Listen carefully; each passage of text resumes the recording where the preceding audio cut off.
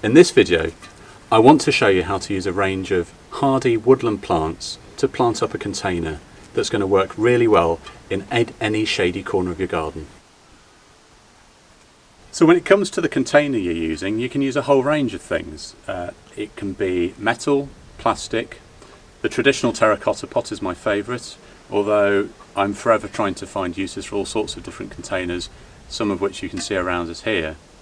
But the main thing that has to be working, if you like, in the container is a decent hole at the bottom for the water to drain out of.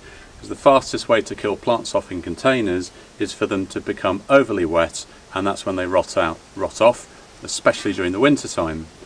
So the easiest way to make sure that the drainage holes are covered well is to use something that creates almost like a cocoon around that space. It's like an air pocket. You can use gravel. Traditionally, broken pieces of plant pot used to be used. The part of the world I live in was surrounded by endless amounts of limestone rock, so I tend to use pieces of these stone to cover the hole up.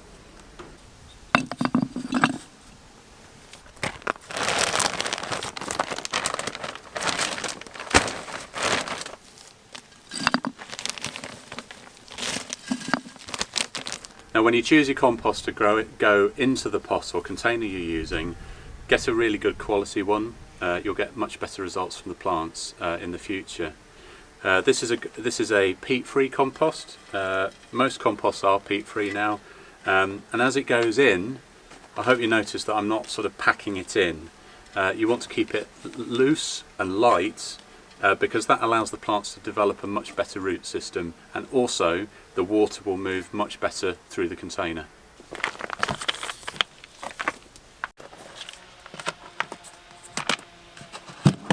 So when it comes to putting the feed into the compost to give the plants that food they need for the future, you can use lots of different things. I like to use pelleted poultry manure.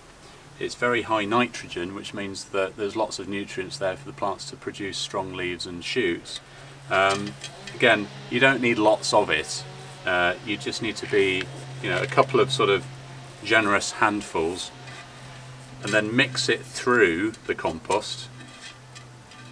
And that's going to give the feed that these plants need for a further 6 to 8 months. So I wouldn't anticipate having to do this every season.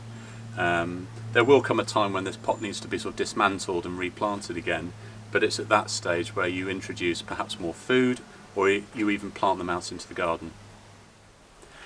So I've got 5 really good, strong woodland plants to plant in this container. We've got a mixture of foliage and flowers, and I'm going to start off with a Japanese anemone, which is flowering now, and it will continue through into the autumn. Three other plants here are fabulous for their foliage. There's a Heuchera, there's a Brunnera, and then there's a grass with a mouthful of a name, which is Milium, effusum, Aureum. All the grasses have deeply evil names to try and remember, but it's a really bonny one, because unlike most of the grasses which need sun and lots of it, this will grow in heavy shade. And then one of my favourite low-growing woodland plants, which is Cornus canadensis, and the name kind of tells you where it comes from. It's a native of Canada, and the leaves, when they turn red in the autumn, give the Japanese maples a real run for their money. So 5 varied plants going into the one container. So now I'm going to take these 5 plants and put them into the pot. You don't have to get too hung up about the rules of what goes where. There's 5 plants in a single container.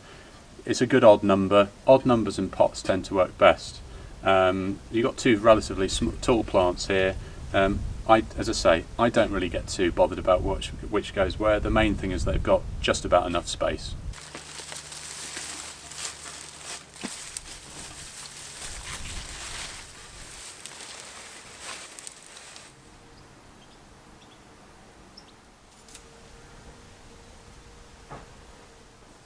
So planting a container really isn't difficult. Like so much in gardening, it's about getting the right plant in the right place.